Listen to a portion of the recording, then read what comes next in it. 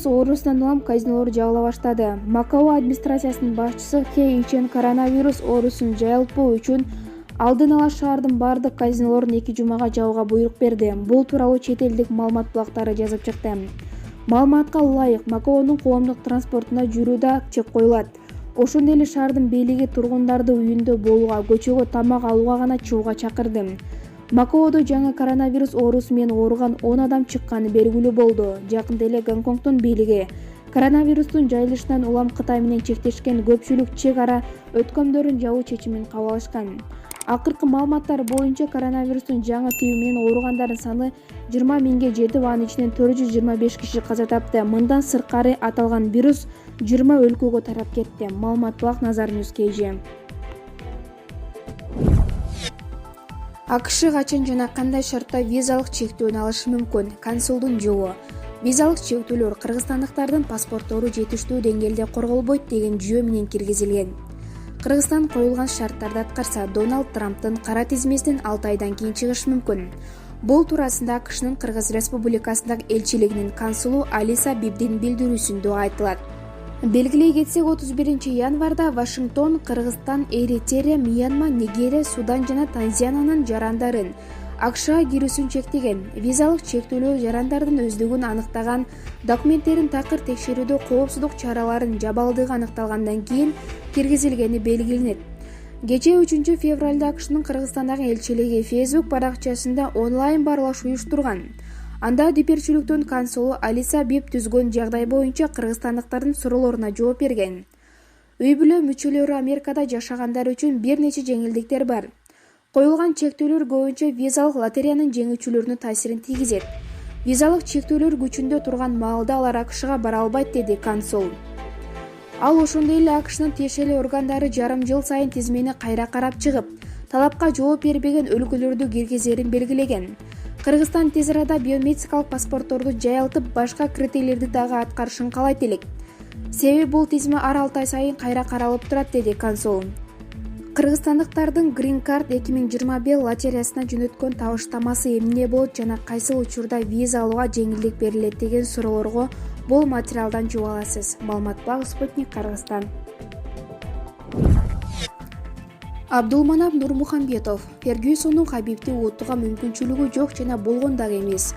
UFC чемпиону орусиялык мушкер Хабиб Нурмухамбетовдун машыктыруучусу жана атасы Абдулманап Нурмухамбетов Фергюсон Нурмухамбетов беттешинде америкалык мушкерин утууга мүмкүнчүлүгү жок экенин орусиялык маалымат каражаттарына билдирди. Тони Фергюсонду Хабибди утууга мүмкүнчүлүгү жок жана болгон дагы эмес. Бул беттеш UFC тарыхында эң чоң беттештердин бири болот. Бул беттештен кийин биз бул дивизионго чекит коебуз. Биз бардыгын жеңип чыктык, деп билдирди. Маалыматка ылайык, америкалык Тони Фергюсон менен орусиялык Хабиб Нурмухамбетовдун беттеши 18 апрель күнү Нью-Йорк шаарында UFC 249 турниринин алкагында негизги беттеш катары өтөт. Маалымат баг Супер KG.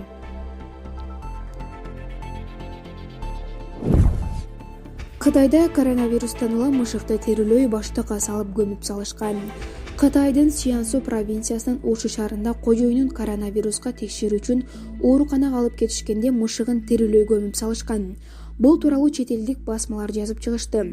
Маалыматка ылайык, мышыктын кожоюну коронавирус жоктуруп алышы мүмкүн деген күмөн менен ооруканага жаткырылган. Кожоюн аймактык турак жай коммуналдык кызматынын кызматкерлери менен мышыгын балконго калтырып кетүүсүн макулдашкан. Балкондон ары мышыкты анын таанышы алып кетмек. Бактыга жараша, пациент коронавируска кабылганы аныкталып, ооруканадан чыгарылган. Бирок үйүнө келгенде үйүн дезинфекциялоо учурунда мышыгын пластикалык баштыкка салып терилөө ээн талага көмүп салышканын билген. Наразы болгон кожоюн окуя тууралуу социалдык тармакка жазып чыккан.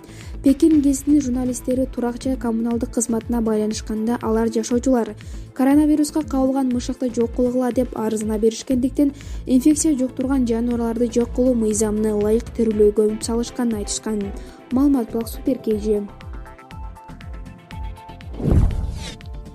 Кытай коронавируска каршы күрөштө алсыздыгын мойнуна алды. Кытай бийлиги коронавируска каршы күрөштө айрым кемчиликтер жоюлбай жатканын мойнуна алды. 4 февралда өлкөнүн саламаттык сактоо комиссиясы вирустан 425 киши өлгөнүн, орunu жогузуп алгандардын саны 20 миңден ашканын билдирди. Акыркы күнү бир суткада вирустан көз жумгандардын саны 64 адамга жеткени дайым болду. Ал арада Гонконгдо коронавирустан бир киши көз жумду. Маркум январдын орто ченинде вирустун очогу Уханга барып келгени аныкталган. Ушундан улам Кытай коммунисттик партиясынын саясий бюросу кырдаалды талкуулаш үчүн дүйшөмбү күнү чукул жыйынга чогулду. Компартия аткаруу бийлигин өлкөнүн чукул кырдаалдар системасын мындан да жакшыртууга, жапайы жантыктарды саткан мыйзамсыз базарларга тыюу салууга чакырды. Медициналык каражаттар жана бет каптар менен элди үзгүлтүксүз камсыздоо маанилүү экенин эскертти. Эпидемия 2019 жылдын декабрында Ухандагы жапайы жантыктарды саткан базардан тараган деген божомол бар. Кытайдан тышкары 23 өлкөдө 150дөй адам вирусту жугузуп алганы кабарланууда.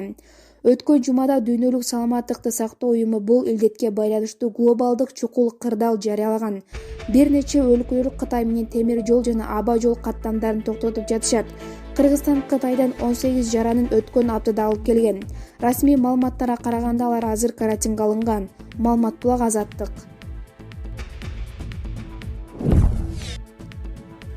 Сасык тумоодон 4 адам көз жумду. Россияда бүгүнкү күндө сасык тумоодон 4 адам каза тапты. Бул тууралуу Орусиялык маалымат булактары Россиянын саламаттыкты сактоо министринин орун басары Сергей Краевойго таянып жазып чыкты. Бүгүнкү күндө сасык тумоодон каза болгон 4 окуя катталды деп Краевой мамлекеттик думанын жыйынында билдирген. Буга чейин Россияда сасык тумоо менен респиратордук вирус оорусу менен болжолдуу түрдө 74 миллион адам ооруп жатканы белгилүү болгон. Маалымат булак Назар Ньюс KG. Ошто окуучудан кургак учуу оорусу аныкталды. Дагы 12 окуучуга жугуш мүмкүн деп шектөлүүдө. Ош областынын Арабан районундагы мектептердин биринде окуган окуучудан кургак учуу оорусу аныкталды. Дагы 12 окуучуга жугуш мүмкүн деп шектөлүүдө. Бул тууралуу жергиликтүү маалымат булактары Кермету айыл өкмөтүнүн башчысы Суюн Гулжиитовдун берген маалыматына таянып жазып чыгышты. Маалыматка караганда, учурда 12 окуучунун анализин жыйынтыгы чыга элек. Гүлбар айылындагы Бектенов орто мектебинде бир окуучудан кургак учуу оорусу аныкталды. 12 окуучудан анализдер алынды. Оору мектептин абасы нымдуу болгон үчүн козголушу мүмкүн деп жатышат. Мектеп СССР учурунда ашар жолу менен курулган. Учурда авариялык абалда. Имарат 2015 жылы жер титирөөдөн жабыркаган деп билдирди Кермету айыл өкмөтүнүн башчысы Суюн Гулжиитов. Белгилей кетсек, аталган авариялык абалда мектепте 550 окуучу билим алат. Маалымат булак Назар Ньюс KG. Кадыровду сындаган чечен блогер Францияда өлтүрүлдү. Бельгияда жашап жүргөн чеченстандык блогер Имран Алиевдин сөөгү 30 январда Франциядагы мейманканалардын биринен табылды. Ал бир нече жолу бычакталган. Имран Алиев интернетте Старый Мансур деген псевдоним менен белгилүү болчу. Жергиликтүү полиция Алиевдин өлүмүн жоо чайын иликтеп, бирок азырынча кылмышкер таба элек. 44 жаштагы Имран Алиев Кремлдин сүймөнчүгү Чеченстандын президенти Рамзан Кадыровдун өзүнүн YouTube каналы аркылуу такай сындап келген. Алиев Европа өлкөлөрүндө өлтүрүлгөн алгачкы чечен эмес. Былтыр Берлинде чечен жоочуларынын жоокери грузиялык Зелимхан Хангошвили аты өлтүрүлгөн. Германиянын полициясы бул окуяга байланыштуу бир кишини кармап, Орусиянын 2 дипломатын өлкөдөн чыгарган. Бирок Москва ал кылмышка бийликтин катышы жок экенин жарыялап, Германиянын дооматтары суу кечпейт деп билдирген. Укук коргоочулар Чеченстанда 2007 жылдан бери башкарып келе жаткан Рамзан Кадыровду өз режимин сактап калыш үчүн адам урдоо, соосуз жазалоо, дайынсыз жоготуу жана кол салуу уюштурат деп айыптап келатышат. Маалымат булак Азаттык.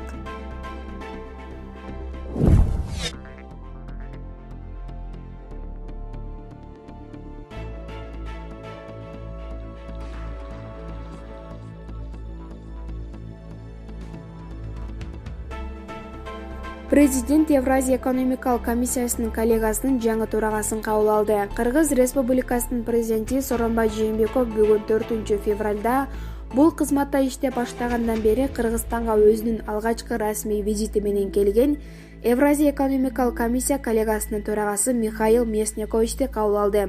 Бул тууралуу президенттин расмий сайты кабарлады. Мамлекет башчысы Михаил Мясниковичти Евразия экономикалык комиссия коллегасынын төрагалык кызматына киришкендиги менен куттуктап, комиссия анын жетекчилиги астында Евразия экономикалык биримдиктин тандап алган экономикалык багыттын улантарына Евразиялык интеграцияны мындан ары да тереңдетүүгө, алгылыктуу салым кошоруна ишенимин билдирди. Евразия экономикалык биримдикке Кыргызстандын тышкы экономикалык саясатынын артыкчылыктуу багыты бойдон кала берерин баса белгиледи. Биримдиктеги өлкөлөр менен мындан арыдан натыйжалуу жана жемиштүү кызматташууга, ошондой эле Евразия аймакта интеграциялык процесстерди кеңейтүүгө жана тереңдетүүгө даярдыгын билдирди. Президент Сооронбай Жээнбеков Михаил Мясниковичке жакынкы келечекке белгилеген пландарын ишке ашырууда ийгиликтерди каалады. Евразия экономикалык комиссия коллегасынын төрагасы Михаил Мясникович жолугушуу үчүн мамлекет башчысына ыраазычылык билдирди. Тоскоолдуктар жана чектөөлөрдү ыраттуу жоюу жана ошондой эле биримдиктин алкагында соода-экономикалык кызматташууну кеңейтүү боюнча комиссиянын артыкчылыктуу милдеттери жөнүндө айтып берди. Евразия экономикалык биримдикке карата үчүнчү өлкөлөрдүн кызыгуусу артып жатканын белгиледи. Михаил Мясникович бул кызматта Евразия экономикалык биримдикке мүчө болгон бардык өлкөлөрдүн кызыкчылыктарын эске алуу менен ишмердүүлүгүн жүргүзөрүнө ишендирди.